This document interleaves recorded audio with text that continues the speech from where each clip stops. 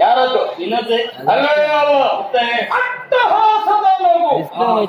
ಯಾಕೆ ನಮ್ಮ ಊಹನೆಯನ್ನು ಹೀಗೆ ಇದ್ದಿತ್ತು, ನೀನೇ ಬರ್ತೀಯ ಎನ್ನುವ ಹಾಗೆ ಊಹನೆ ಸತ್ಯ ಆಯ್ತಲ್ಲ. ಹೌದು, ಅದಕ್ಕಾಗಿ ನಗಾಡಿದೆ.